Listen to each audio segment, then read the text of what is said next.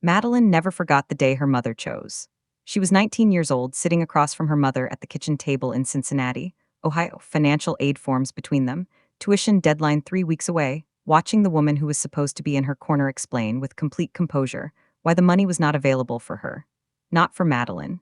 But it would be available, all of it without question, without hesitation, for her younger sister Paige the following year.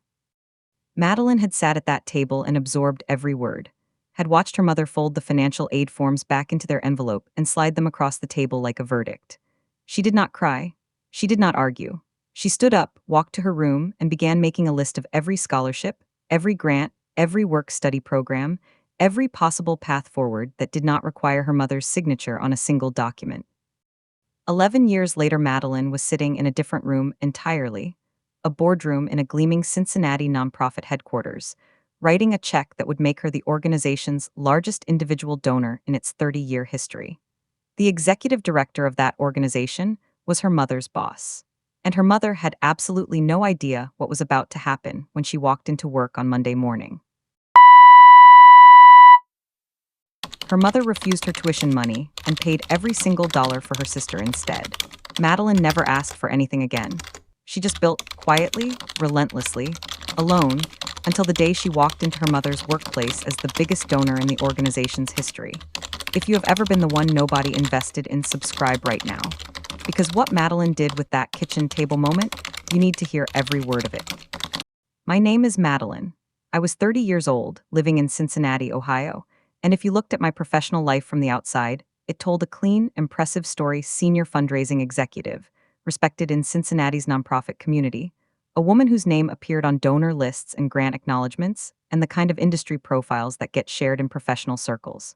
What that story didn't show, what no professional biography ever shows, was the kitchen table. The specific Tuesday evening, when I was 19 years old, and my mother slid a financial aid envelope back across the table toward me and explained, with complete composure, that the money simply wasn't available. That moment built everything that came after it. Every single thing, whether she knows that or not. My mother, Diane, was not a cruel woman in any way that would be immediately visible to someone observing our family from outside. She was warm, community involved, the kind of mother who attended school events and remembered her daughter's friends' names and kept the house running with the quiet competence of someone who took her responsibilities seriously. But there was a hierarchy in our house, not hidden exactly, but never acknowledged directly, the kind of thing that everyone inside a family knows and no one says out loud. Diane loved both her daughters. I have never doubted that in the simple factual sense. But she loved us differently, in ways that had accumulated across my entire childhood into something that, by the time I was 19 years old, had become entirely impossible to misread. My sister Paige was 2 years younger than me and had occupied a particular position in our family's emotional economy from the time she was old enough to occupy anything. She was naturally charming in a way that produced warmth from every room she entered, quick to laugh, easy to love, the kind of person who makes other people feel good simply by being present. I loved her. I want to be clear about that because what happened between our mother and me was never about Paige herself. It was about what our mother chose to do with the difference between us. Paige received those choices without requesting them. She was not the architect of the imbalance. But she lived inside its benefits so consistently and so completely that by the time I was 19, the shape of it was unmistakable. I need to describe that evening precisely because it is the foundation of everything else. I was 19, college acceptance in hand, financial aid forms completed, deadlines approaching, the practical machinery of a future requiring one parent signature and a funding commitment. I sat across from Diane at our kitchen table with the paperwork between us and explained what was needed. She listened. She looked at the forms. Then she looked at me with an expression I had never seen on her face before, not unkind, but settled, like a decision already made that she was simply now communicating. She said the money wasn't available, that things were tight, that she was sorry but she couldn't commit to the tuition. She folded the forms back into the envelope and slid them across the table. I picked them up. And I never asked again. Paige started college 14 months after that kitchen table evening. I know what Diane paid because Paige told me, not maliciously, simply in the easy way of someone who had never been required to think carefully about where money came from because it had always simply arrived. Full tuition, housing, a laptop, a monthly allowance described as just to cover the small things. Every semester, without discussion, without forms slid back across tables, without the particular careful composure of a woman explaining that things were tight. I received this information sitting in my off campus apartment, the one I was paying for myself with two part time jobs and a Pell Grant, and I sat with it for a long time. Then I added it to a list I had been keeping since the night of the kitchen table. Not out of bitterness, out of clarity. The list I had made that first night was practical rather than emotional. Every possible funding source available to a college student whose parents had declined to contribute: scholarships, federal grants, work study programs, part time employment. I applied for everything I was eligible for with the focused efficiency of someone who understands that thoroughness is the only available substitute for the resources she doesn't have. I was awarded 3 scholarships that first year. I worked 20 hours a week at the university library. I deferred certain expenses and prioritized others with a financial discipline that my 19-year-old peers found either admirable or incomprehensible depending on their own circumstances. I graduated without a single dollar of parental contribution appearing anywhere in my funding record. That fact meant something specific to me. It still does. My mother attended my graduation, drove 2 hours, dressed carefully, cried during the processional in the genuine way of a woman who loved her daughter and was proud of what she was watching. I accepted her embrace afterward and smiled for the photographs, and said the things that the moment called for. I was not performing. The pride I felt that day was real, and it was mine, and it didn't require her participation to be valid. But I was also aware, standing in my cap and gown in the May sunshine, of the specific arithmetic of what that diploma represented. 4 years, every dollar accounted for. Not one of them from the woman crying happily beside me. She had showed up for the celebration of something she had declined to invest in. I received her there with open hands, and I kept building.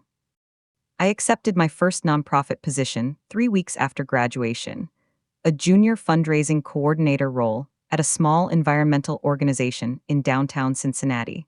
Salary modest enough that I calculated my monthly budget on a notepad before accepting and confirmed it was workable by approximately $40. The work itself was immediate and absorbing. Grant research, donor correspondence, the foundational unglamorous labor of someone learning an industry from its ground level up. I was the youngest person in the office by 6 years.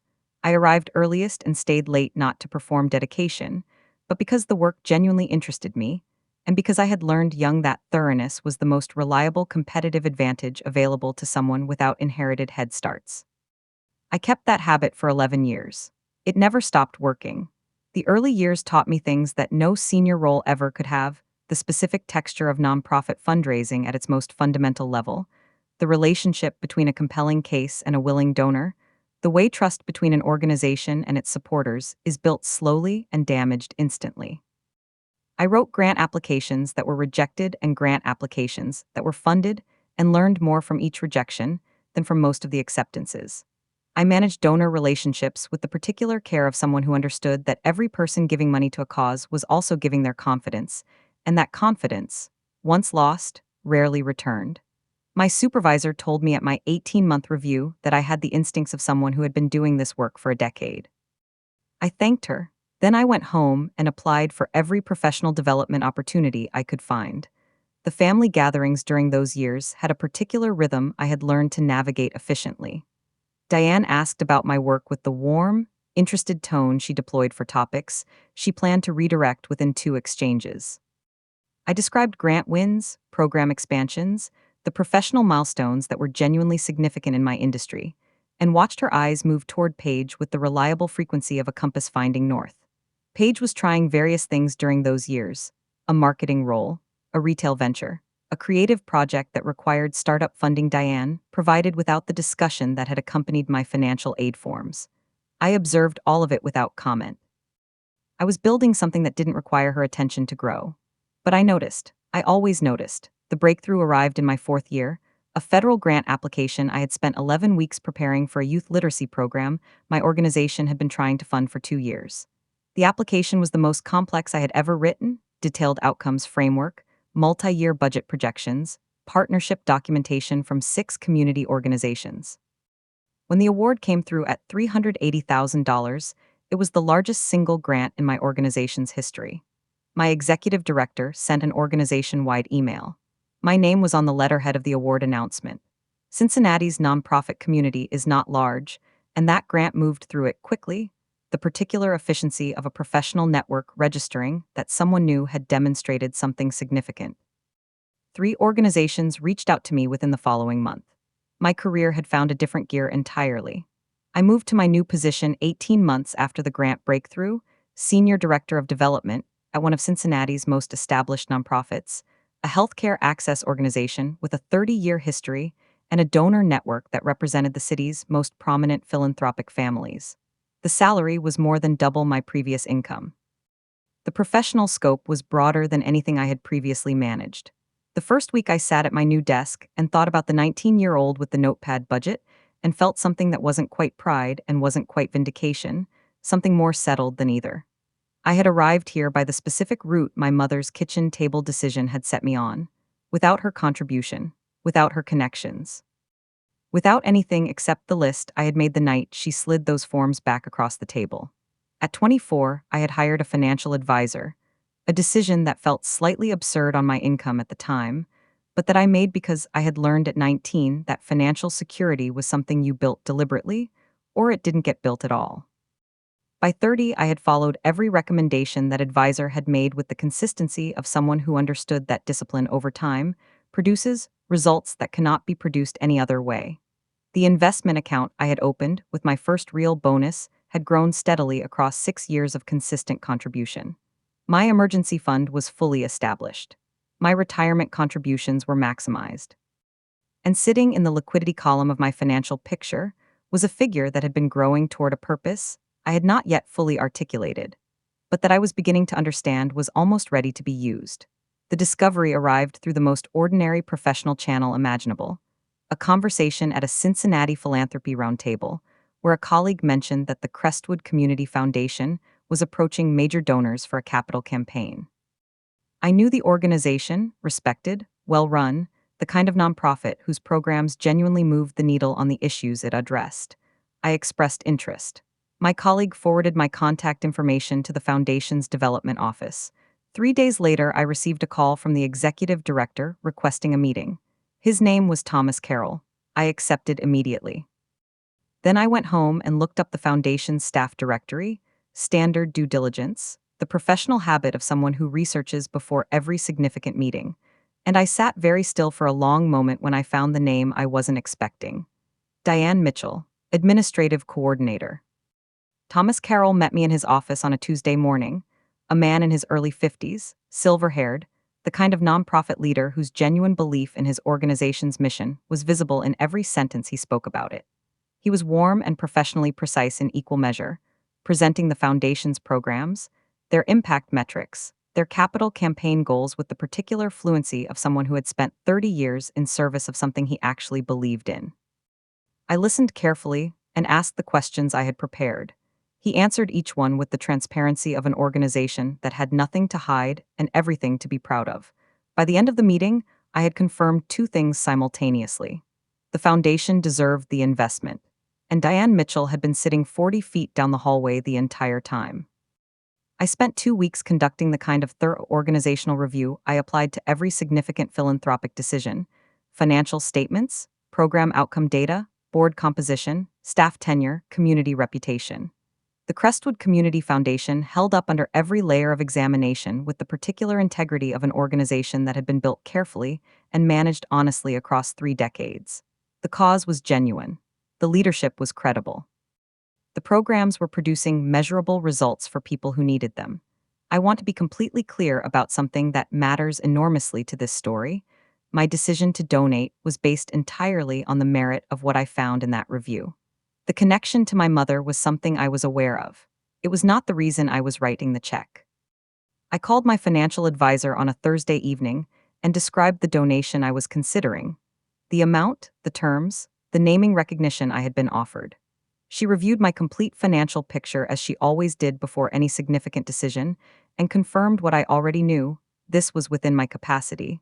It aligned with my philanthropic strategy, and the timing relative to my investment position was sound. Then she asked me, in the straightforward way she asked everything, whether there were any other factors she should be aware of. I told her about Diane. She was quiet for a moment. Then she said, "Is this something you are doing for the right reasons?" I told her it was. She said, "Then do it." I had already made the decision. I just needed to hear it confirmed by someone whose judgment I trusted completely. Paperwork was finalized on a Friday afternoon, my attorney present, the foundation's development director present, Thomas Carroll joining by phone to confirm the gift terms. The donation amount made me the organization's single largest individual donor in its 30-year history. The naming recognition would attach my name to the foundation's new Community Health Access Program, something that would exist and serve Cincinnati long after any single conversation about it had been forgotten. I signed the documents with the steady hands of someone who had been working toward this kind of financial capacity for 11 years and had never once lost sight of the fact that it was built entirely from scratch. Then I drove home, made dinner, and sat by my window watching Cincinnati's evening settle over the city I had refused to leave. Thomas called the following Monday morning, his voice carrying the genuine warmth of a nonprofit leader who has just received transformational news for his organization and is allowing himself to feel it fully. He thanked me with the specific, personal appreciation of someone who understood exactly what this gift meant in practical terms, the program it would fund, the people it would reach, the organizational stability it would provide across the next 5 years. He spoke about the Foundation's mission with the same conviction he had brought to our first meeting. I received his gratitude honestly, because the work was real and the cause was worthy and the satisfaction I felt was genuine. Then he mentioned the donor recognition event. Standard practice? A formal gathering to introduce major donors to staff and board. I confirmed my attendance, and I chose what I would wear very carefully. Thomas's assistant sent the event details the following week: venue, dress code, agenda, the formal program that would include donor introductions and brief organizational presentations. I read through the document carefully. The event was a Thursday evening. Attendance included the full board, senior staff, administrative team, and the Foundation's major donor community. The administrative team. I read that line twice. Then I set the invitation on my desk and sat with it for a moment, not with anxiety, not with anticipation exactly, but with the particular stillness of someone who has been moving toward a specific moment for a very long time and can now see it clearly on the calendar in front of them. 11 years. A kitchen table. A list made in the dark of a teenage bedroom. All of it arrived on a Thursday evening in Cincinnati. I arrived at the donor recognition event at exactly the stated start time. Not early, not fashionably late, but precisely on time in the way of someone who respects both the occasion and their own presence within it. The venue was one of Cincinnati's better event spaces. Warm lighting, round tables, the particular atmosphere of an organization presenting its best self to the people who had chosen to invest in it. I checked in at the registration table. The volunteer behind it found my name on the donor list, smiled with the genuine warmth of someone who knew what my name on that list meant to her organization, and handed me my name badge. I clipped it to my jacket. Then I looked up. And behind the registration table, 3 feet away, holding a clipboard and wearing a name tag that read Diane Mitchell, Administrative Coordinator, was my mother. Diane looked up from her clipboard at the precise moment I stepped forward, the particular timing of something that could not have been staged more completely if it had been rehearsed. I watched her eyes move to my face, then to my name badge, then back to my face with the specific sequence of someone whose brain is processing information in the wrong order, because the information itself has arrived in a configuration her understanding of the world had not prepared for. The donor list she was holding contained my name under the major gifts column. The woman standing in front of her wearing that name badge was her daughter. The daughter she had sent away from a kitchen table 11 years ago with an envelope and an explanation about money that wasn't available. I said simply, "Hello, Mom." Thomas Carroll gathered the room 40 minutes into the reception. Board members, senior staff, administrative team, the full assembled community of an organization celebrating a significant milestone in its fundraising history.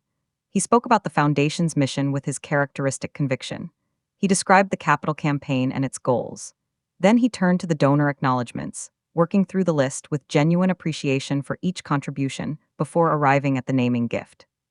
He read my full name, he read the donation amount, he described the program it would fund and the communities it would serve. He read a brief professional biography, my firm, my career history, my 11 years in Cincinnati's nonprofit sector. I stood when he gestured toward me. Across the room, my mother was standing very still with her clipboard at her side. I had not planned to watch my mother's face during the introduction. It happened naturally, the involuntary attention of a daughter who had been reading her mother's expressions her entire life and could not stop doing so even now, even here, even in this specific rearrangement of everything Diane had understood about their positions. What I saw moved through several distinct phases in the space of 2 minutes. The initial cognitive recalibration, the expression of someone whose internal map has just been contradicted by the terrain in front of them. Then something that looked almost like pride before it encountered the full complexity of what pride would mean in this moment. Then something quieter and harder to name, the particular expression of a woman beginning to understand, in a room full of witnesses, the full dimension of what she had chosen 11 years ago. The formal program concluded, and the reception continued, conversations, the warm social current of people who believed in the same work finding each other across a room. I moved through it naturally, speaking with board members, meeting program staff, the ordinary professional flow of a donor engagement event. I was aware of Diane at the edges of the room, performing her administrative coordinator role with the focused efficiency of someone who needs the structure of a task to manage a moment that has no available script. She approached me 40 minutes into the reception, not immediately, not dramatically, but with the careful timing of a woman who had used the intervening time to construct something that resembled composure. She said my name. I turned, and we stood facing each other in the middle of a room that belonged, that evening, to the work I had built. Diane spoke first, her voice carrying the particular register of a woman navigating entirely unfamiliar ground without her usual social footing beneath her. She said she hadn't known I was connected to the foundation. I told her I was aware of that. She said the donation was extraordinary. I thanked her without elaboration. Then something shifted in her expression, the social management giving way to something more unguarded, and she said, quietly, that she didn't know I had done this well. I looked at her for a moment before I responded. Then I said, simply, without drama, without the anger the moment might have entitled me to, "You didn't invest in finding out." It was the most honest sentence I had ever said to my mother. She received it without deflection. For the first time in my memory, she had no available response. Thomas Carroll became aware of the family connection the following morning. I had anticipated this and had decided, with the same deliberateness I applied to every significant decision, that he deserved to hear it directly from me rather than through the inevitable circulation of information through a professional community where everyone eventually knew everything. I called his office at 9 a.m. and explained the relationship simply and without drama. He was quiet for a moment after I finished. Then he said something that stayed with me. He said he had spent 30 years running an organization built on the belief that people's circumstances don't determine their capacity, and that what I had done with mine was the most precise illustration of that belief he had encountered in his career. I thanked him. Then I sat with that for a long time. I drove home from the foundation that Thursday evening through Cincinnati streets I had navigated for 11 years, the city familiar and unchanged around me, while something inside the car felt entirely different from anything I had carried through these same streets before. The recognition event was behind me. The introduction had happened. My mother's face during the program had happened. The conversation at the reception had happened. 11 years of building, the scholarships, the grant rejections, the part-time jobs, the financial advisor at 24, the 11 weeks writing the breakthrough grant application, every unglamorous foundational step of a career constructed without anyone's help, had arrived at a Thursday evening in a well-lit event space where my mother stood holding a clipboard while Thomas Carroll read my name from a major donor list. I drove home, made tea, and sat very quietly with the specific feeling of something finally, completely finished. Diane called on a Sunday evening 3 days after the recognition event, late enough that she had clearly spent the intervening time with whatever she needed to sit with before she was ready to speak honestly. I answered on the third ring. Her voice was different from any version of it I had heard before, not the warm social register she deployed at family gatherings, not the composed practicality of the kitchen table conversation, not the careful navigation of the reception. Something underneath all of those, quieter, less managed, the voice of a woman who had run out of the performances that usually stood between her and the things she actually needed to say. She asked if we could talk, really talk. I told her I was listening. And for the first time in 30 years, she began without managing the conversation first. We met at a quiet restaurant on a Wednesday evening, neutral ground, no family present, just 2 women and a table and 11 years of accumulated honesty waiting to be spoken in the right order. Diane arrived before me. I saw her through the window as I approached, sitting with her hands folded around a water glass, the particular stillness of someone who has prepared themselves for a difficult conversation and is simply waiting for it to begin. I sat down. We ordered without looking at the menus. Then I told her I needed to say certain things and that I needed her to receive them without redirecting or explaining until I had finished completely. She nodded. I began with the kitchen table. I ended with the recognition event. Everything in between I said exactly once, clearly, and without softening a single word. My mother spoke for a long time after I finished, and what she said was not what I had expected, which is perhaps why it landed the way it did. She did not explain the kitchen table decision with the financial reasoning she had offered at 19. She did not reframe or contextualize or find the available justification. She said she had known, sitting at that table, that the money existed, that she had made a choice. That she had told herself reasons for that choice that she had believed at the time, and that she had stopped believing gradually over 11 years, without ever finding the courage to say so directly. She said she had watched me build everything from nothing and had felt, each time she observed another milestone, something she could only describe as shame arriving too late to be useful. It was the most honest thing she had ever said to me. I called Paige the week after the dinner, not to deliver a verdict or assign blame, but because she deserved honesty from me directly rather than the filtered version that would eventually reach her through the family's information. I told her about the foundation, the donation, the recognition event, the conversation with Diane. Paige listened without interrupting, which was itself significant because Paige had never been someone who found silence comfortable. When I finished, she was quiet for a long moment. Then she said she had always known the distribution between us had been unequal and had never said anything because saying something would have required examining her own position honestly. She said she was sorry. It was not a complete accounting, but it was real, and real was enough to build something new from. The Crestwood Community Foundation's new health access program launched 8 months after the recognition event, serving underinsured families across 3 Cincinnati neighborhoods with the kind of practical, dignity-preserving healthcare support that the Foundation's research had identified as the city's most critical unmet need. Thomas sent me the first program report with a handwritten note attached. I read every page of outcome data with the particular satisfaction of someone who understands both the numbers and the human reality behind them. My name was on the program's materials in the modest way I had requested, present but not prominent, there as acknowledgement rather than monument. The program would outlast the recognition event, outlast the donor dinner conversation, outlast everything except the work itself. That was exactly what I had intended.